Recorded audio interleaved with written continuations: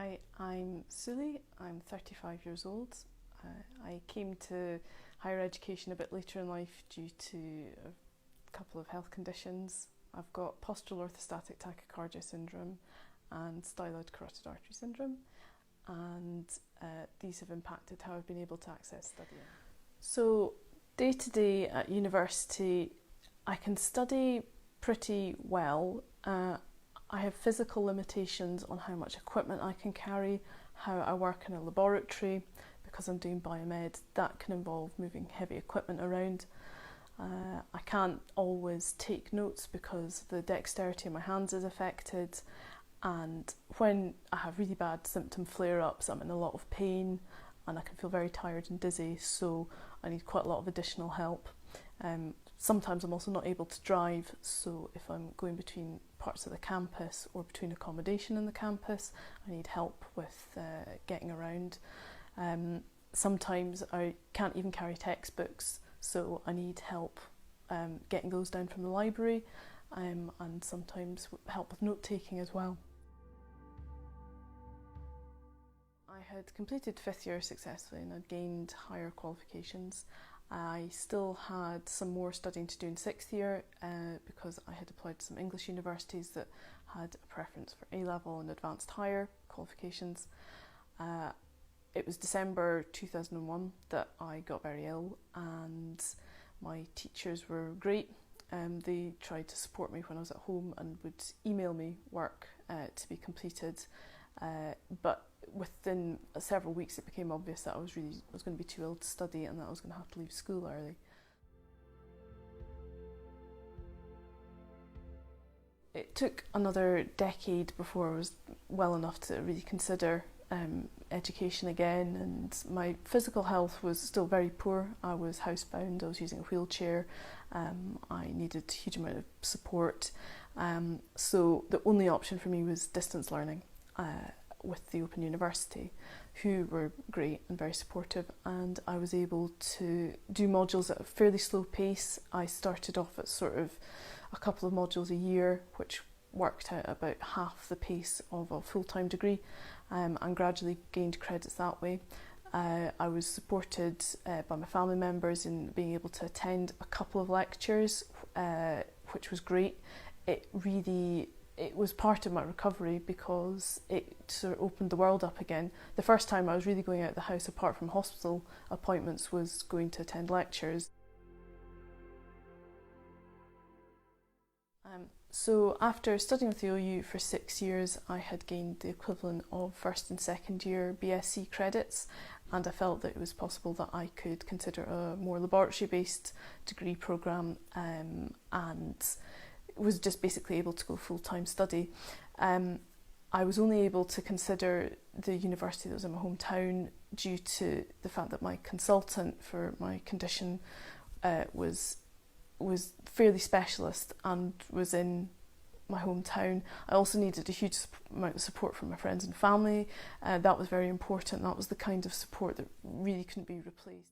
So I wrote a letter that would make up the contextual part of my application, in that I discussed my health condition, and I also had supporting evidence from my GP about how I'd been studying previously and the limited options that were available to me, and the type of reasonable adjustments I would require once I was at university. So I put in a UCAS application to the university, and I had also requested a meeting with the disability services to discuss the sort of ins and outs of how it would be possible to return to study. And they were very welcoming, but made it clear from the get-go that my health conditions couldn't be linked to my application.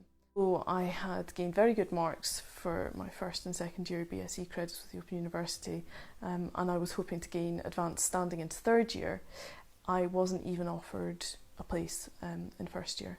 To try and get further forward with the application process, I wrote to my MSP, and they were very supportive in me trying to get a place at the university. That was effective, and I got offered a place in 1st year, but my Open University credits weren't taken into consideration again, and I was expected to start back as a first year student. It was totally disheartening to be told that I had to repeat work that I had already completed under pretty difficult conditions.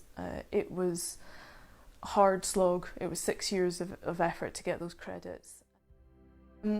One of the problems with repeating the work I found in first year that I'd already done years previously was that it reminded me of a fairly horrendous time in my life. It was frankly traumatic to have to repeat work that was interesting in the first instance, but was very boring to repeat again, and it was extremely disheartening. And for my mental health, I knew that I couldn't continue doing that, and that repeating first year wasn't an option.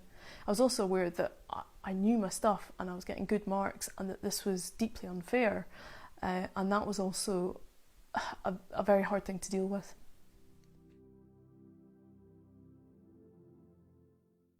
The application process would have been made a huge amount easier if there was a set form for including information about previous health conditions and disabilities and just how that has impacted studying. It can be quite an embarrassing process. You feel like you're asking for too much. I found subsequently, even asking for reasonable adjustments, although I was made to feel very comfortable, it's quite a hard process to go through. You feel slight shame. You think you're asking for too much. Certainly, if there had been a standard box on the form just to put contextual information about how I've been affected during, my educational life due to my disability, that would have been a huge help. And to be rebuffed completely, to be told that there was no way of adding any contextual information to my application until I'd been successful, until I was enrolled, I found staggering. It didn't, given that reasonable adjustments are there to make a level playing field, it seemed crazy that wasn't also part of the admissions process. You want universities to be as thrilled about having you as you are about studying, and certainly I was thrilled to be returned to studying, and I wanted to encounter that same attitude, and it was fantastic when I did, with individual staff members, with departments.